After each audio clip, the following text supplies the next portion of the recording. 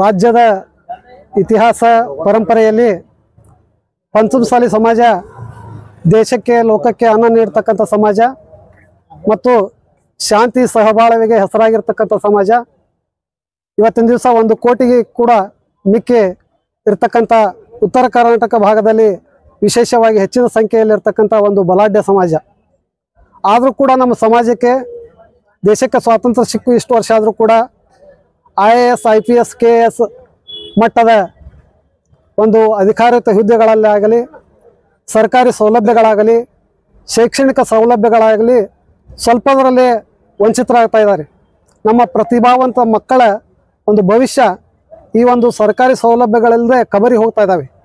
ಇದನ್ನೆಲ್ಲ ಗಮನದಲ್ಲಿಟ್ಟುಕೊಂಡು ಪಂಚಮಸಾಲಿ ಪ್ರಥಮ ಪೀಠದ ಜಗದ್ಗುರುಗಳಾಗಿರ್ತಕ್ಕಂಥ ಶ್ರೀ ಬಸವಜಯ ಮೃತ್ಯುಂಜಯ ಸ್ವಾಮೀಜಿಯವರು ಕಳೆದ 3-4 ವರ್ಷಗಳಿಂದ ಶಾಂತ ರೀತಿಯಾಗಿ ಜನರನ್ನು ಸಂಘಟಿಸಿ, ಸಮಾಜವನ್ನು ಸಂಘಟಿಸಿ ಬಹಳ ಒಂದು ಅದ್ಭುತ ಕಾರ್ಯವನ್ನು ಮಾಡಿ ನಮ್ಮ ಸಮಾಜದಲ್ಲಿ ಅರಿವನ್ನು ಉಂಟು ಮಾಡಿ, ಜಾಗೃತಿಯನ್ನು ಮಾಡಿ, ರಾಜ್ಯ ಮಟ್ಟದಲ್ಲಿ ನಾನಾ ಹಂತದ ಹೋರಾಟವನ್ನು ಮಾಡಿ ಸರ್ಕಾರದ ಗಮನ ಸೆಳೆಯಲು ಪ್ರಯತ್ನ ಮಾಡಿದರು.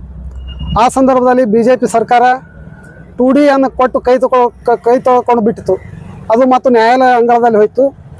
ಇವತ್ತು ಕೂಡ ಮುಖ್ಯಮಂತ್ರಿಗಳು ನಮ್ಮ ಸಿದ್ದರಾಮಯ್ಯ ಸರ್ಕಾರ ಒಂದು ವಿಧಾನಸೌಧ, ಸುವರ್ಣ ವಿಧಾನಸೌಧದ ಕಡೆಗೆ ಬೆಳಗಾವಿಯಲ್ಲಿ ರಾಜ್ಯದ ಮೂಲೆಗಳಿಂದ ಒಂದು 2A ಮೀಸಲಾತಿ ಸೌಲಭ್ಯವನ್ನು ಕಲ್ಪಿಸಿ ಅಂತೇಳಿ ಹೋರಾಟಗಾರರು ಸತ್ಯಾಗ್ರಹವನ್ನು ಮಾಡಲಿಕ್ಕೆ ಹೊರಟಂಥ ಸಂದರ್ಭದಲ್ಲಿ ಆಡಳಿತ ಯಂತ್ರವನ್ನು ದುರ್ಬಳಕೆ ಮಾಡಿಕೊಂಡು ಪೊಲೀಸರನ್ನ ಮೂಲಕ ಒಂದು ಹೋರಾಟಗಾರರ ಮೇಲೆ ಹಲ್ಲೆಯನ್ನು ನಡೆಸಿದ್ದಾರೆ. ಅದನ್ನು ನಾವು ಭಾಳ ಉಗ್ರವಾಗಿ ಖಂಡಿಸುತ್ತೇವೆ. ಸಮವಸ್ತ್ರದಲ್ಲಿರ್ತಕ್ಕಂಥ ವಕೀಲರ ಮೇಲೆ, ಮುಗ್ಧ ರೈತರ ಮೇಲೆ, ಮುಗ್ಧ ಮಹಿಳೆಯರ ಮೇಲೆ, ಯುವಕರ ಮೇಲೆ, ಹಿರಿಯ ನಾಗರಿಕರ ಮೇಲೆ ಒಂದು ನಾನಾ ರೀತಿಯಾಗಿ ಥಳಿಸಿ ಕೈಕಾಲು ಮುರಿದು ತಲೆ ಒಡೆದು ರಕ್ತಪಾತ ಮಾಡಿ ಆಸ್ಪತ್ರೆಗೆ ಸೇರಿಸುವಂತೆ ಮಾಡುವುದಲ್ಲದೆ ಒಂದು ಹಂತದಲ್ಲಿ ನಮ್ಮ ಸಮಾಜದ ಮುಖಂಡರು ಸ್ವಾಮೀಜಿಯವರನ್ನು ಕೂಡ ಅವರು ಹೋರಾಟದ ಮೂಲಕ ಹತ್ತಿಕ್ಕಲು ಪ್ರಯತ್ನಿಸಿ ನಮ್ಮ ಸ್ವಾಮೀಜಿಯವರನ್ನು, ಬಸನಗೌಡ ಪಾಟೀಲ್ ಯತ್ನಾಳ್ಜಿಯವರನ್ನು ಹಾಗೂ ವೀರಣ್ಣ ಕಡಾಡಿಯವರನ್ನು, ಅರವಿಂದ್ ಬೆಲ್ಲದವರನ್ನು, ಅನೇಕ ಮುಖಂಡರನ್ನು ತಮ್ಮ ಪೊಲೀಸರ ವಶಕ್ಕೆ ತೆಗೆದುಕೊಂಡು ಹೋರಾಟಗಾರರ ಮೇಲೆ ಸುಳ್ಳು ದಾಖಲಿಸ್ತಕ್ಕಂಥ ಪ್ರಯತ್ನವನ್ನು ಮಾಡಿದ್ದಾರೆ.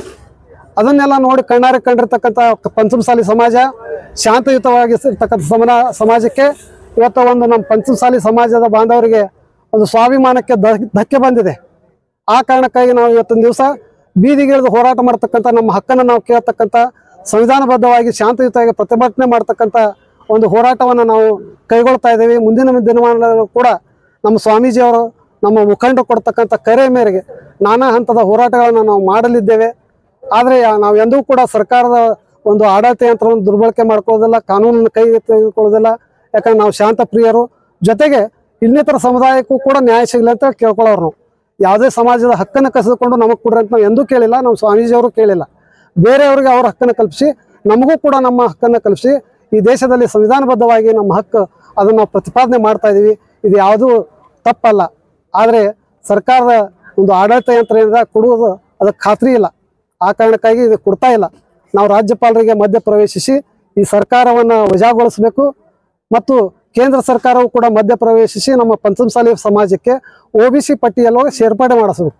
ಮತ್ತು ಅವರು ಕೂಡ ಗೃಹ ಸಚಿವರು, ಮಾನ್ಯ ಪ್ರಧಾನಮಂತ್ರಿಗಳು ಕೂಡ ಈ ಸರ್ಕಾರದ ಒಂದು ದುರಾಡಳಿತವನ್ನು ಖಂಡಿಸಿ ಇದನ್ನು ಕೂಡಲೇ ವಜಾಗೊಳಿಸಬೇಕಂತೇಳಿ ನಾವು ಆಗ್ರಹಿಸಿ ಸಮಸ್ತ ವಿಜಯಪುರ ಜಿಲ್ಲೆಯ ಪಂಚಮಸಾಲಿ ಸಮಾಜ ವಕೀಲ ಬಾಂಧವರು ನಾವು ಪ್ರತಿಭಟನೆಯನ್ನು ಮಾಡಿ ಈ ಮಾನ್ಯ ಜಿಲ್ಲಾಧಿಕಾರಿಗಳಿಗೆ, ನಮ್ಮ ಕರ್ನಾಟಕ ಸರ್ಕಾರ ರಾಜ್ಯಪಾಲರಿಗೆ ಮನವಿಯನ್ನು ಅರ್ಪಣೆ ಮಾಡಿದ್ದೀವಿ.